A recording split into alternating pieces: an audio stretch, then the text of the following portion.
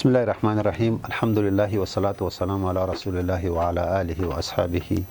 اجمعین و بعد. موږ تاسو په تیر درس کې د لاها او ویانا معاهدې هغه قضایاوې چې د ایستلې وي او معاهده حقوق ته نه ده شامله، لکه د قرارداد یا د عقد شرایط، د صحت شرایط، تکمیل شرایط، د دې سربیره عرف و عادات او د توکو د انتقال یا د ملکیت د لاسته راوړنې کیفیت، دا ټول ایستلي وو. اوس دا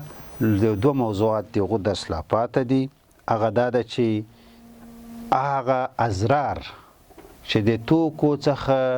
منځ ته راځي، د تجارتي توکو څخه، دا هم د ویانا معاهدې له خپلې معاهدې څخه ایستلي دي. د توکو څخه د بدني ازرار، د توکو څخه د بدني ازرارو منځ ته راتلل، دا هم د ویانا معاهدې لرې کړي، ځکه بدني ازرار دا په دوه ډوله دي. یو دا ده چې توکي انسان یا حیوان یا نبات، انسان یې وخوري مریضي ورته پیدا کړي، حیوانات یې وخوري حیوانات مریضان کړي یا یې مړه کړي، یا یې نباتات ورته ورکړي، نباتات د دې په ځای چې وده وکړي هغه وچ کړی شي، دا ازرار دي.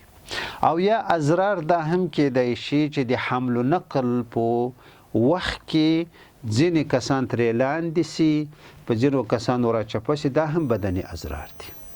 که چیرته د دغو تجارتي توکو څخه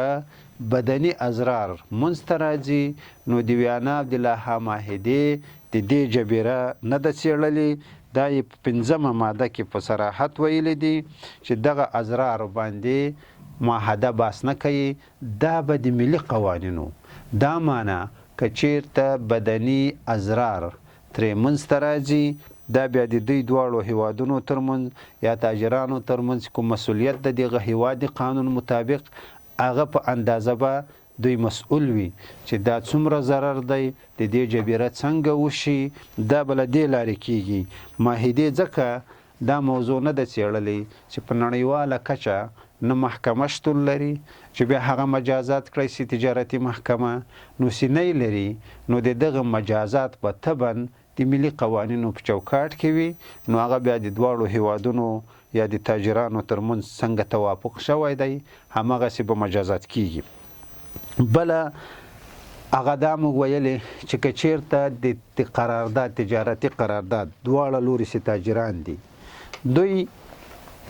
مثلا توافق به دی وکړي چې ټوله راکړه ورکړه به د ویانا د معاهدې مطابق کوي، مګر د معاهدې یو شمیر مادې وباسي یا ووایي چې مطابق د ویانا د لاها معاهدې به زه ورته راکړه ورکړه کوو، خو دا 2-3 مادې پکې نه منو، او یا وایي چې 2-3 مادې نورې مور اضافه کوو او یا پکې تعدیل راولو، نو دغه صلاحیت تاجرانو ته شته. ځکه چې معاهدات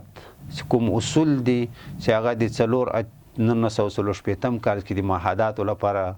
کوم اصول وټاکل سول، نو په هغو کې حق شرط چې ایرانیان ورته وایي او په عربي کې تحفظ ورته وایي، دا هیوادونو ته دا صلاحیت ورکړی سوی ده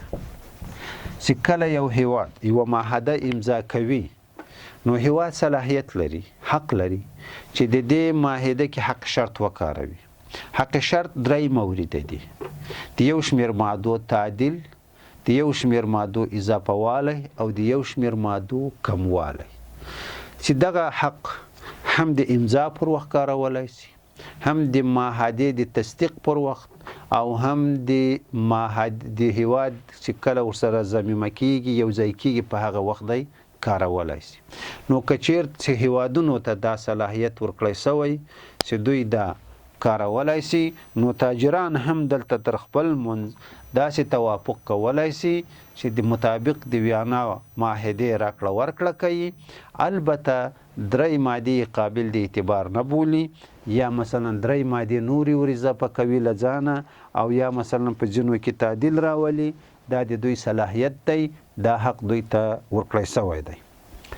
له دې څخه وروسته موږ د دې معاهدې بل فصل ته ځو چې هغه د راکړې ورکړې د عقد یا قرارداد کیفیت دی د بیع د عقد یا قرارداد کیفیت دا معنی چې د بیع عقد تجارتي بیع یا تاجران چې تر خپل منځ قرارداد کوي د کیفیت څه راز دی څه ډول بیع کوي د ویانا معاهدې په 92 ماده کې د لاها معاهدې هم په 15 ماده کې دا موضوع څېړلې ده چې قرارداد به څه ډول کیږي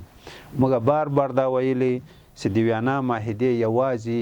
یو شی بیان کړی ده چې هغه ایجاب او قبول دی چې دا رکن دی نور شرایط لکه مخکې چې موږ ویل ملي قوانینو ته پرېښي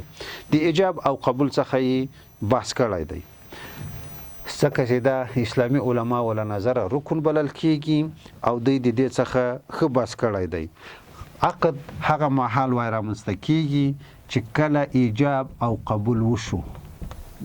هر کله چې ایجاب او قبول تر سره شو نو عقد رامنځته کیږي د ویانا معاهدې په 14 ماده کې د ایجاب داسې تعریف کړی و ایجاب عبارت له هغه وړاندیز څخه دی چې مقابل مشخص شخص یا اشخاصو ته وړاندې کړی شي دې ته وایي ایجاب وایي د ویانا معاهدې له 14 تر 18 مادې پورې دا ټولې په ایجاب راڅرخېږي بیا له 18 تر 22 مادې پورې دا ټولې په قبول راڅرخېږي نو ایجاب هغه داسې تعریف کړی چې مشخص شخص ته یا مشخصو افرادو ته متوړاندیز کیږي چې هغه دا شی اخلي او کین نه اخلي دا عیني د حنفي فقه څخه نقل شوی دی ځکه حنفي فقه هغه همدغه سي تعریف کړی بیا ایجاب کوم لوري به ایجاب کوي او کوم لوري به قبول کوي د ویانا معاهدې لکه حنفي فقه سی وایي د حنفي فقه څخه اخیستی هر یو چې اول خبره وکوله هر یو چې اول خبره وکوله هغه ایجاب کبایي خبره کوي چې در باندې خرڅ میکړ او که مشتری وایي چې وامه خستل دا ایجاب دی البته په اسلامي نظام کې غیر له حنفي مذهب جمهور علما بیا وایي اکثر علما ایجاب به ارومرو بایي کوي هغه څوک چې شی خرڅوي ایجاب به دی غوله لوري وي قبول به د مشتری له طرف هر یو چې اول خبرې وکولې د حنفي مذهب کې دا ایجاب دی نو د ویانا معاهدې همدا د حنفي مذهب فرموله اخیستی او دوی هم ویلي کبایي اول وړاندیز وکاو دا ایجاب دی که مشتری اول وکاو دا ایجاب دی د ویانا معاهدې صراحت سره ویلي چې مذاکرات هغه چې مخکې مذاکره کېږي د یو شی باره کې کمپنیانې د تر خپل مذاکرات کوي او خرید او را باندې خرڅوي او نه خرڅوي دا ایجاب نه بلل کېږي مذاکرات چې دي یا مخکې خبرونه دا ایجاب نه دی دا د ویانا معاهدې ویلي اسلامي علما هم دا وایي چې مذاکرات ایجاب نه بلل کېږي بلکې هغه په دې مورد کې بحث او جر و بحث دی چې دواړه لوري په خرید او فروش موافقه کوي که نه کوي یو خو وروسته نرخونو اندازه ده یو په مطلق مجموع کې په خریداري توافق شته که نشته دوه کمپنیو ترمنځ یا د دوه تاجرانو ترمنځ خبرې او بحثونه کېږي دا ایجاب نه بلل کېږي دارنګه یوه بله موضوع چې هغه یو ایجاب دی یو ایجاب ته دعوت دی اسلامي نظام هم وایي چې ایجاب ته دعوت ایجاب نه دی دارنګه د ویانا معاهده هم وایي ایجاب ته دعوت دا معنی لکه اعلانات چې کېږي هغه چې په تلویزیونونو کې اعلانات کېږي هر څوک که پلانی ځای کې کور اخلي نو دا تعمیر جوړیږي دا اعلانات دا ایجاب ته دعوت دی ایجاب نه دی دارنګه بولی کې چې چیغې وایي په 10 سویل په 20 سویل دا ایجاب نه دی ایجاب هغه دی چې اخیری په کوم نرخ باندې خبره ودرېدله اخیری اواز یې کول چې لغونه نور جګ نه ځي هغه ایجاب دی مګر بار چې اوازونه کوي په دومره شو دا ایجاب نه دی دا صرف ایجاب ته دعوت دی د ویانا معاهدې عین دا خبره اخیستي هغه هم ویل دي چې ایجاب ته یو دعوت ایجاب ته ایجاب نه بدل کیږي لکه شپه ورځ موږ په تلویزیونونو کې دا اعلانات اورو هغه اعلانات د منقولو توکو په باره کې مې د غیر منقولو دا ایجاب نه بلل کیږي ایجاب کله اثر منځ ته راوړي د وینا معاهدې په 14مه ماده کې صراحت لیکلي چې ایجاب هغه وخت اثر منځ ته راوړي چې کله مقابل لوري ته ورسېدو او مقابل لوری دغه په خبره باندې پوه شو.